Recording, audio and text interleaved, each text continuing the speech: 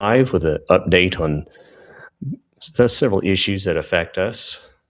I'm first going to play a statement from President Trump regarding an update regarding the amount of fraud that has happened within Minnesota. And this is just a statement from him that was posted a few hours ago. Go ahead. The state officials there have said that the FBI is not sharing evidence with them. Typically, they would conduct a joint investigation, as you know. Do you believe that the FBI should be sharing evidence with state officials in Minnesota? Well, normally I would, but they're crooked officials. I mean, Minneapolis and Minnesota, what a beautiful place, but it's being destroyed. It's got an incompetent governor, fool. I mean, he's a stupid person. And it looks like the number could be $19 billion stolen from a lot of people, but largely people from Somalia. They buy their vote. They vote in a group. They buy their vote. They sell more Mercedes Benzes in that area than almost. Can you imagine? You come over with no money, and then shortly thereafter, you're driving a Mercedes Benz. The whole thing is ridiculous. So that's an update regarding that. About $19 billion in fraud. And that's what they've uncovered so far. To put that number in perspective, Somali's annual GDP is 12.5 billion, meaning they've stolen more money than the entire money made from their nation. This is from NJ Truth Ultra. And I'm sure it'll be updated and it's likely going to reach more. And this is just, by the way, in Minnesota. There's several other states that have had these fake daycares where this type of scam has been going on. Part of the problem is there's millions of dollars, billions in terms of childcare that is done by our government. So when that happens, you're going to see examples of fraud. Now, this is just kind of a story to illustrate that. This was in October 21st of 2025 of the amount of money coming in regarding childcare in Arkansas. And this was around the time of the government shutdown. There was a vote regarding the Arkansas Early Childhood Commission voted with no dissent to create an emergency working group of researchers, lawmakers, and child care providers with the goal of assisting and advising the State Office of Early Childhood.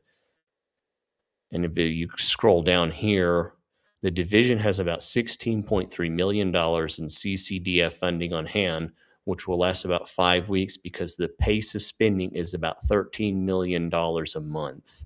Now, this is just one program, and you can see the monthly rate there. So you have an idea of how much money is being spent just within this issue. And you can see the millions of dollars. Fiscal year 2024, which began in mid-2023, saw $181 million carried over from the previous fiscal year's allocation of $690 million.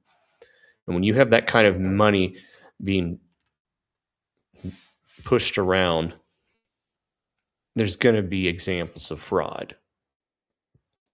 And here's one story from years ago. This is in 2017.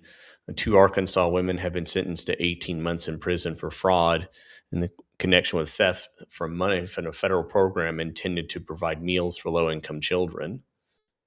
38-year-old Erica Warren of Little Rock and 38-year-old Alexis Young of Bryant. They pleaded guilty. The two women conspired to take nearly $254,000 from a U.S. Department of Agriculture program intended to pay for meals for low-income children. So it is definitely something that has happened here and is likely going to happen some more. There's a lot more of examples of stories of fraud regarding our government being committed in this state. That's kind of one I want to focus on. There was this 72-year-old Joseph Schwartz of New York. He was serving time for he was pardoned by Trump for his sentence, but then recommuted to an Arkansas prison. He was found guilty of Maya fraud of totaling $1.8 million. He owned several nursing homes across the country, including in Arkansas, and was found guilty in federal court of a $38 million federal government fraud scheme. So he had a massive nursing home operation, which was stealing millions of dollars. Here's a quote from him. He also failed to pay insurance premiums for employees, neglected grocery bills, forcing staff to buy food for residents, and paid himself as an employee in multiple facilities.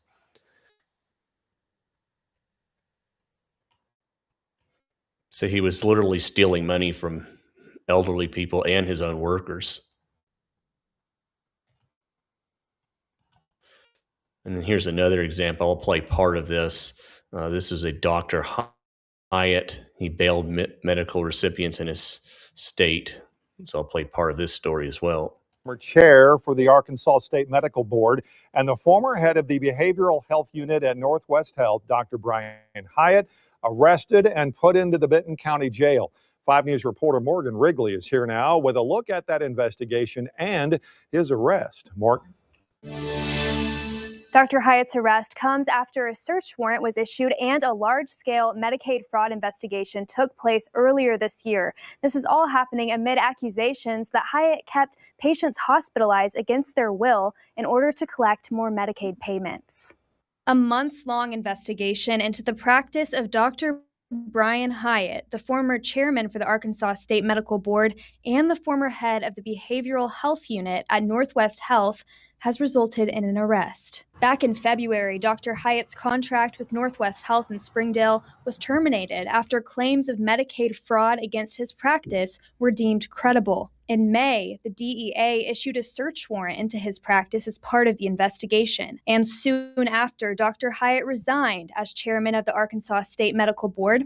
At the time, he said his resignation was not because of any wrongdoing on his part, but so that the board could continue its work without distraction. Dr. Hyatt was ultimately arrested Monday by Rogers Police on felony charges. This is video of Hyatt as he was processed and booked in the Benton County Jail. And so anyway, that's another example of fraud that's happened within the state of Arkansas regarding government funds. Now, there has been an effort to stop fraud in this state. There was a bill by Senator Brian King way back in, this is 2018. It was a bill aimed at rampant Medicaid corruption by public officials. Senator King's bill would have required disclosure of business dealings between public officials and Medicaid providers. And this is a story here in Conduit News that in 2015 and 2017, state legislators complained of intimidation and bribery by those trying to pass Obamacare Medicaid expansion in Arkansas, which is now called Arkansas Works. And despite allegations of bribery and intimidation, Arkansas committee said no to the disclosure bill. So I'll post a link so you can read the rest of that. And here's some more examples of some of the stuff that happened in regards to Arkansas. This is another story about Conduit, ASA, and the corrupt state. It gives through a list and examples of those that had to deal with, that have been, well, basically accused and oftentimes had to plead guilty to corruption. Senator Jake Files, a Republican, received an $80,000 payment from a nursing home interest. And John Woods, who was apparently connected to the Ecclesia College. FBI and IRS agents were investigating Ecclesia College and Woods and about who had been interviewed regarding that issue.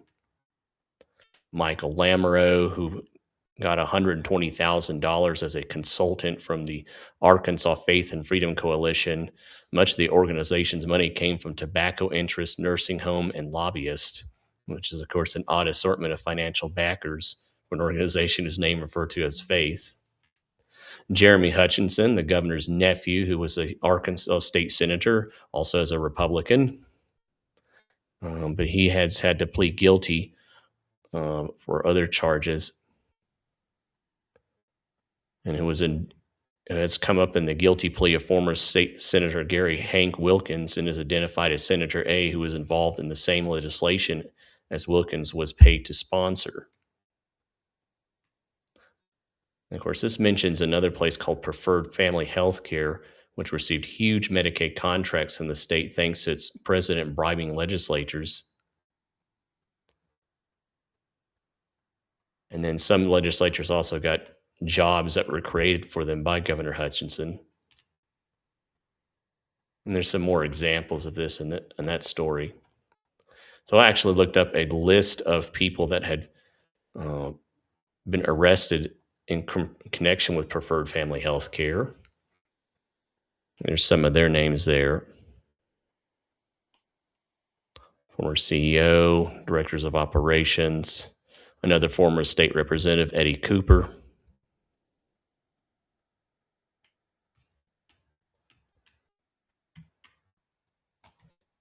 And you can see that there. And this was a preferred family health care had to pay around $8 million in fraud and to pay for $8 million in fraud and bribery case.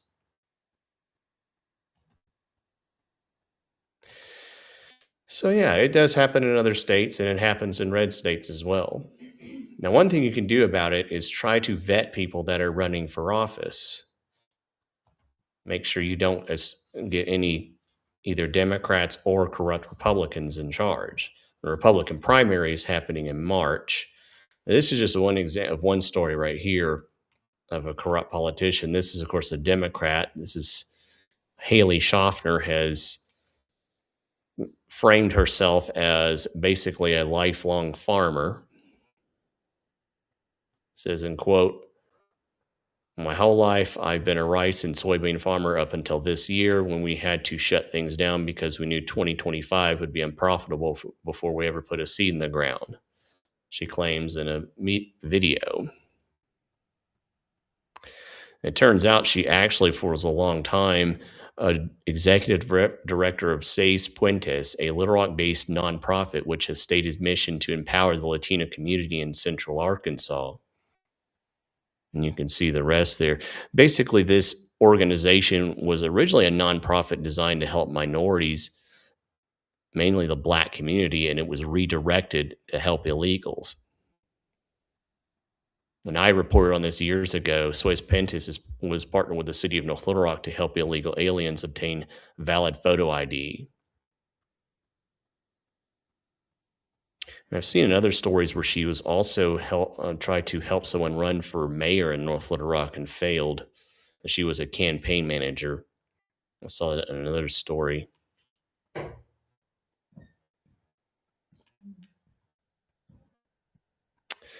And there's more, and you can see more about this on Breitbart. This is an example how a lot of people, when they try to portray themselves as one thing, actually aren't.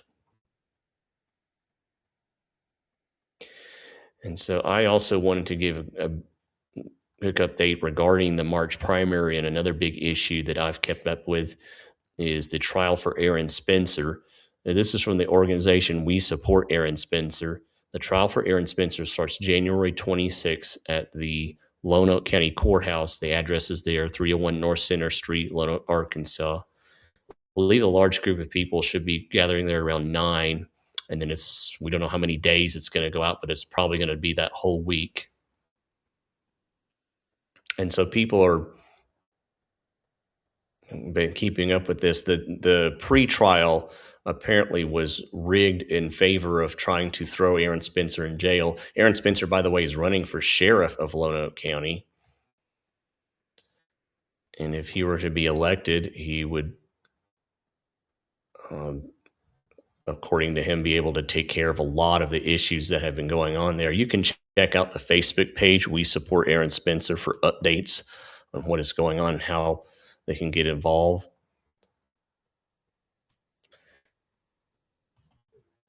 And then while looking around, there's also a podcast you can check out, Life Without: The Untold Story of Heath Stocks. This is on Podbean. And it goes through kind of an example of some of the corruption that has gone on in Lonoke County.